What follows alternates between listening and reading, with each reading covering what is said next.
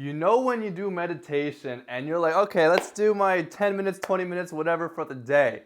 And then you go sit down and then 5 minutes in, your leg starts to fall asleep a little bit. Maybe your shoulders start to slump a little bit, and maybe, most likely, if you haven't strengthened your lower back, your lower back starts, to feel the burn, and then it starts to slouch.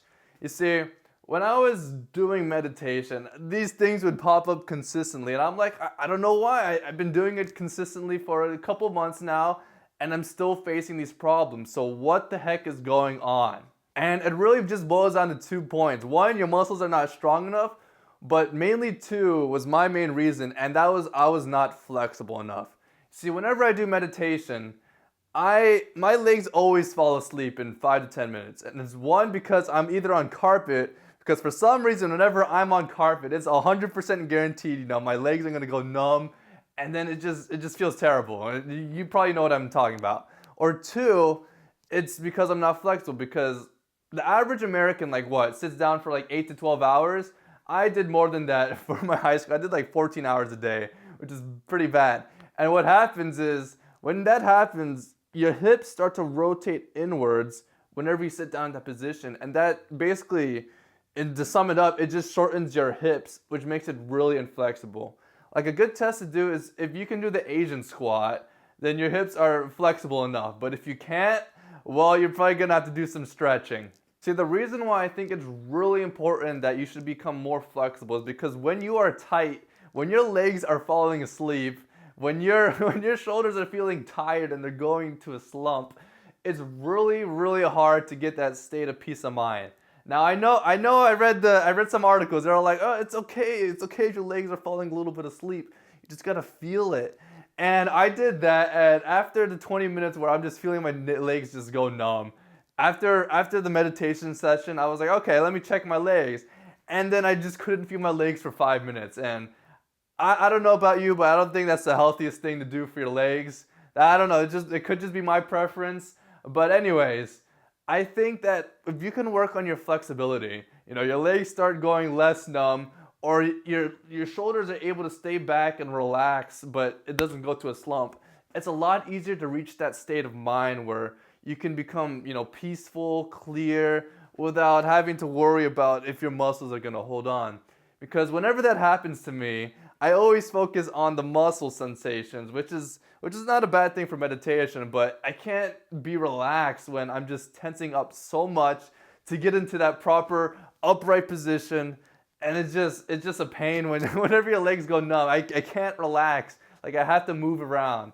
So what I'm about to show you is some stretches that I do, and the parts that I've been tight in my body whenever I do meditation, and how I've been doing certain stretches every single day so that it at least feels slightly better, okay? Here, let me get to it. Okay, so the first thing that really gets me tight is whenever I go to meditation for 10 minutes, you're gonna get that sensation where you're gonna want to slouch, and then you're not gonna want to slouch because everyone says not to. So then you fight it back, and then you start to slouch. And I think for me specifically, what's causing the problem is the tightness in my shoulder blades right here. Now, and the tightness I don't even know what to call it, your upper chest pec right here. And these things I've been stretching them out. What I basically do is I just do 30 seconds of, the T-cross. I do 30 seconds of this thing. But what's really helped me is I just do this, I don't even know what you call it, and just squeeze your shoulder blades together and raise it up as high as possible. Because I'm the type of person that I can't even, grab my hands, I'm that inflexible.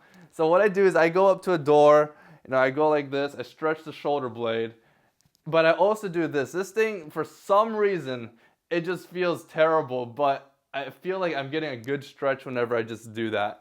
Another thing that I do is this thing right here. You could get it to Amazon for $7. It's a lacrosse ball, and this thing is like a holy grail if you are inflexible like me.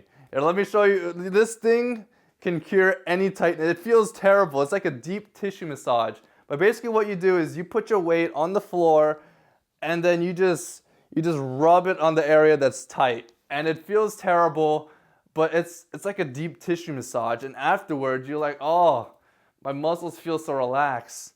The problem with this is that you have to do it consistently every single day, because if you miss one day, that tightness is going to come back up and it's going to feel even worse because now the muscles are tighter and you have to massage it, and it feels good, but it also feels terrible at the same time. You could also use this for your hips too. It's a bit more awkward, but it's still possible. So another thing is you want to make sure that your hips are able to stretch, okay? If you're not flexible in the hips, then whenever you do a meditation session, it's going to feel like your legs are going to go to sleep, and it's going to feel horrible every single time. So to alleviate that, what you want to do is you want to practice doing the Asian squat, okay? If you can do that, good for you, but I can't. So I'm going to show the people how you can do that. So what you do is essentially you go to like some sort of pole right there or against a wall, and then what you want to do is you just want to try to, I don't know how to describe it. Try to get into this position without falling, okay? And what you're going to do is you're going to feel a deep stretch on your gluteus maximus and inside your hips, and it's going to feel terrible. But you want to do that. You want to hold it for a good minute or two. 2 minutes if you're brave Iron Man, and 1 minute is good enough. But another stretch that's a little more practical is what you do is you go up against the wall right here, okay?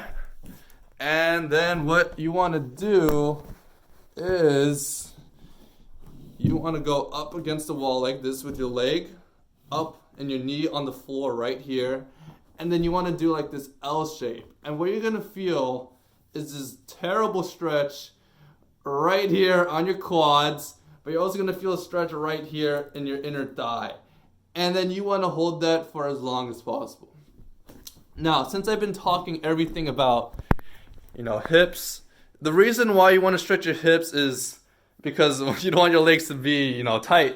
But what also causes it is the tightness around the other parts of my legs. So I'm probably the most inflexible person you'll probably ever meet. But what happens is if you stretch your quads and your calf, for some reason your body is like a connection of systems, and if you stretch that part and make it more flexible, it helps make your hips more flexible. I don't know the science behind it exactly, but if you make the other parts surrounding the hips more flexible, then it's going to be a lot easier to stretch out your hips. Now finally, now that you have an idea of how to stretch your hips, how to stretch, your lower back, now the problem comes down to how do you build strength for your lower back, okay?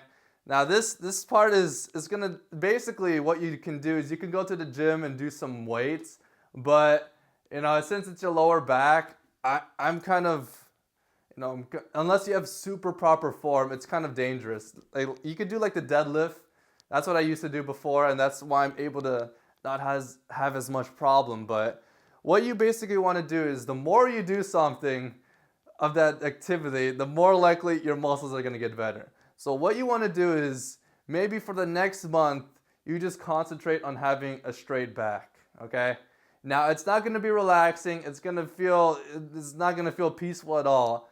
But what happens is you're going to strengthen your body over time to actually be upright. You see, if you meditate while slouching, well, you're creating imprints on your brain. You're creating these mini habits where whenever you meditate, you're going to be much more likely to slouch. And it may feel good. You may be able to get to that peaceful state, but at the same time, what happens is when I slouch, I go into a more drowsy state rather than a more awake, conscious state. And over time, you want to make sure that your back is strengthened because one, it's good for you to have proper posture. But two, you want to be sure that you're in that upright position so that you are awake and being fully aware of what you're doing. And even just being fully aware of what your lower back is doing can be a type of meditation.